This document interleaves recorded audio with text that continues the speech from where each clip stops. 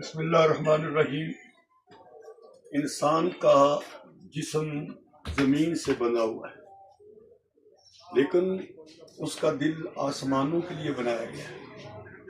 جسم مٹی سے اٹھتا ہے اور مٹی میں ہی واپس لوٹ جاتا ہے، لیکن اگر دل جاگ رہا ہو تو وہ حدود توڑ دیتا ہے، فاصلے مٹا دیتا ہے اور رب کی قربت میں پرواز کرتا ہے۔ اور یہ ایک ایسی پرواز ہے کہ جس کے لیے پروں کی ضرورت نہیں پڑتی۔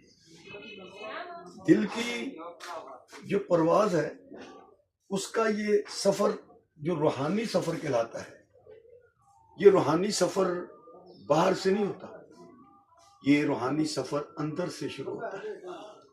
اور دل کی پرواز کا جو پہلا قدم ہے وہ جاگنا ہے۔ جب ساری خدائی سو رہی ہو اور یہ اللہ کے حضور سربت سجود ہو، دل کی پرواز کا جو دوسرا قدم ہے وہ خواہشات کا توڑ دینا ہے، حسد کو، کینے کو، گناہوں کو، نافرمانیوں کو، کوتاہیوں کی زنجیریں توڑ دینا۔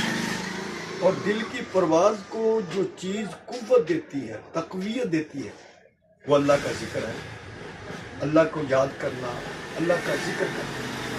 اور دل کی پرواز کو جو قوت دیتی ہے وہ دوسری چیز نماز ہے، کہ انسان جتنا اللہ کے دربار میں جھکتا جاتا ہے اللہ اتنی ہی اس کو پرواز عطا کرتا ہے۔